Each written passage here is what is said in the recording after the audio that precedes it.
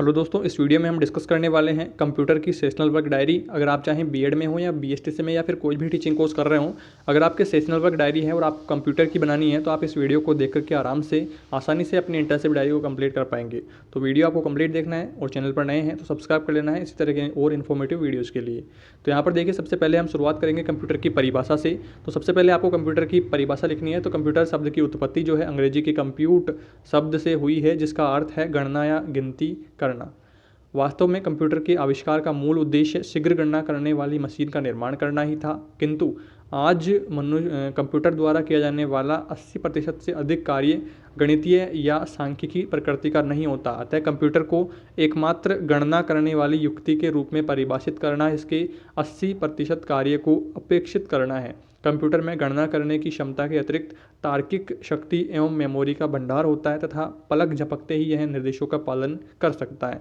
Computer की अधिमान्य परिभाषा निम्न है। तो कंप्यूटर एक स्वचालित इलेक्ट्रॉनिक मशीन है जिसमें हम अपरिष्कृत आंकड़े देकर प्रोग्राम के नियंत्रण द्वारा उन्हें अर्थपूर्ण सूचनाओं में परिवर्तित कर सकते हैं। अपरिष्कृत आंकड़े, रॉ डाटा, सूचनाओं, आंकड़ों आदि के रूप में कंप्यूटर को दिए जाने वाले आगम इनपुट्स होते हैं। उदाहरण के लिए, यदि हम किसी कक्षा में विद्यार्थियों की अंक तालिका बनाना चाहते हैं तो उसके लिए उन विद्यार्थियों के रोल नंबर, नाम, कक्षा, विषय, प्राप्तांक आदि की आवश्यकता होगी। इन्हीं जानकारियों को अपरिष्कृत आंकड़े कहा जाता है। अब बात करते हैं कंप्यूटर के प्रकारों की। अनुप्रयोग के आधार पर वर्गीकरण करते हैं कंप्यूटर के प्रकारों का। तो अनुप्रयोग के आधार पर कंप्यूटर्स को 3 प्रकार में वर्गीकृत किया गया है। पहला है एनालॉग, दूसरा है डिजिटल, तीसरा है हाइब्रिड। यहाँ पर बात करते हैं उद्देश्यों के आधार पर। उद्देश्यों के आधार पर 2 प्रकार के हैं, सामान्य उद्देश्य और विशिष्ट उद्देश्य। आकार के आधार पर है, पहला माइक्रो कंप्यूटर, और माइक्रो कंप्यूटर में 5 भाग हैं। माइक्रो कंप्यूटर का पहला है डेस्कटॉप, दूसरा है लैपटॉप, तीसरा है पाम टॉप, चौथा है नोटबुक और 5वां है टैबलेट। और माइक्रो के दूसरों में है मिनी कंप्यूटर, मेन फ्रेम और सुपर कंप्यूटर और परम। ये 5 प्रकार के हैं। कंप्यूटर की विशेषताओं की अब बात करते हैं आगे। तो आजकल कंप्यूटर प्रणाली का उपयोग हर क्षेत्र में हो रहा है।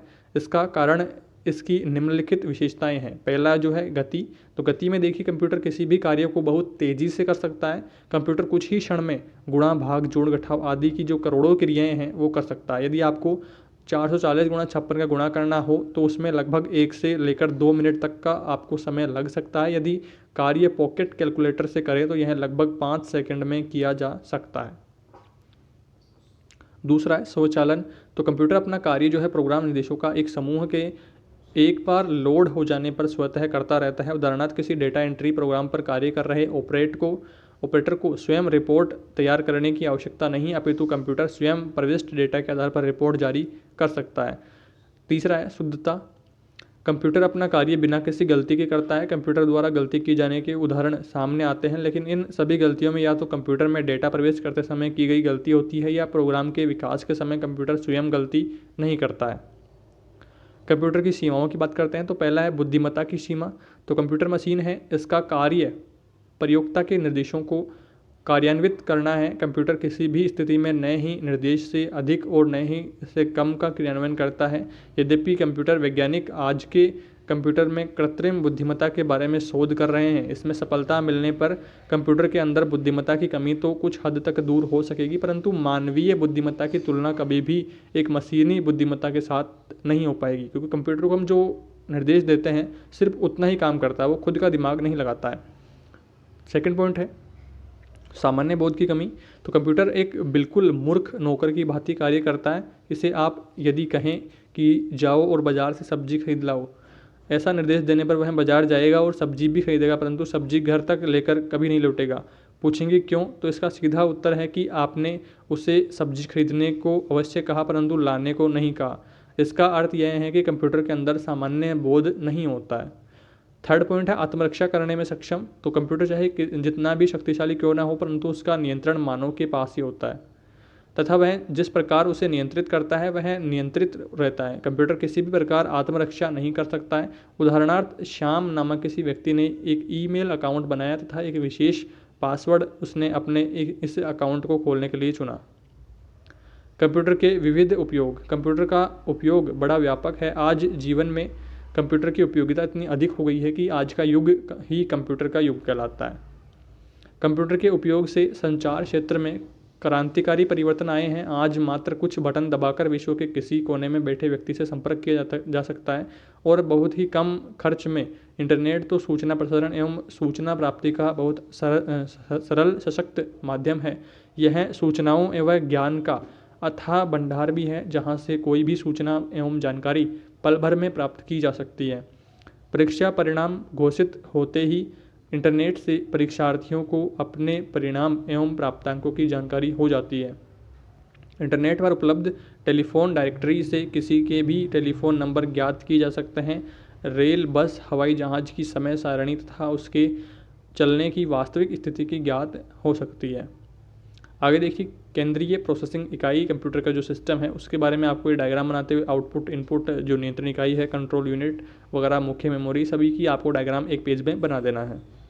कंप्यूटर का ब्लॉक रेखा चित्र है ये बनाने के बाद नेक्स्ट पेज में कंप्यूटर तंत्र की इकाइयाँ। तो यहाँ पर देखिए पहला है सिस्टम यूनिट। तो सिस्टम यूनिट में देखिए यह कंप्यूटर का मुख्य भाग है, जिसमें केंद्रीय संसाधन इकाई सेंट्रल प्रोसेसिंग यूनिट अथवा CPU होता है। सिस्टम यूनिट एक बॉक्स होता है जिसमें CPU के अलावा कंप्यूटर की कई अन्य युक्तियाँ तथा परिपथ लगे होते हैं, जो एक मुख्य परिपथ के या मदरबोर्ड पर संयोजित रहते हैं। इस प्रकार कंप्यूटर का अधिकतर जो परिपथ है वो सिस्टम यूनिट में ही होता है।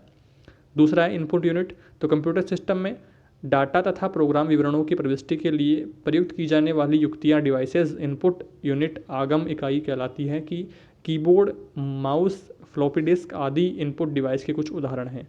थर्ड पॉइंट है निर्गम इकाई यानी कि आउटपुट यूनिट। तो कंप्यूटर सिस्टम यूनिट से प्राप्त निष्कर्षों को लिखने तथा उन निष्कर्षों को मानवीय भाषा में प्रस्तुत करने वाली युक्तियाँ आउटपुट यूनिट निर्गम इकाई कहलाती है। मॉनिटर, प्रिंटर आदि कुछ सामान्य निर्गम युक्तियाँ आउटपुट डिवाइसेस हैं। आगे है केंद्रीय संसाधन इकाई सेंट्रल प्रोसेसिंग यूनिट अर्थात CPU। तो यह कंप्यूटर का दिमाग होता है। यह निर्देशों का क्रियान्वयन करने के लिए उन्हें पढ़ता है, व्याख्या करता है, नियंत्रण करता है और संगणना करता है।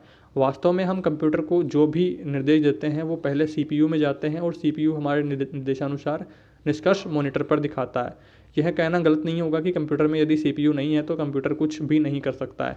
जिस तरह हमारा दिमाग हमारे समस्त शरीर पर नियंत्रण रखता है, ठीक उसी प्रकार CPU कंप्यूटर के शेष सभी भागों जैसे मेमोरी, इनपुट व आउटपुट डिवाइसेस आदि के कार्यों पर नियंत्रण रखता है और उनसे कार्य करवाता है। CPU को 3 भागों में बांटा जा सकता है: नियंत्रण इकाई सेंट्रल यूनिट अथवा CU, दूसरा है अंकगणित या तार्किक इकाई या अथवा ALU, और तीसरा है मेमोरी।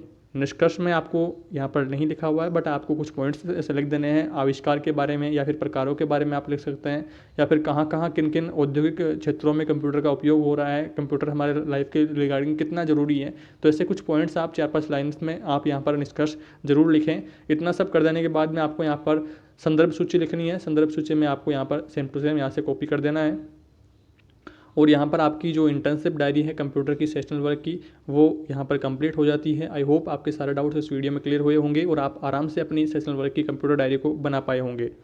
फिर भी दोस्तों कोई डाउट रहते हैं तो कमेंट बॉक्स में ज़रूर बताना है। चैनल पर नए हैं तो सब्सक्राइब कर लेना है इसी तरह के और इन्फॉर्मेटिव वीडियोज़ के लिए। Thank you so much.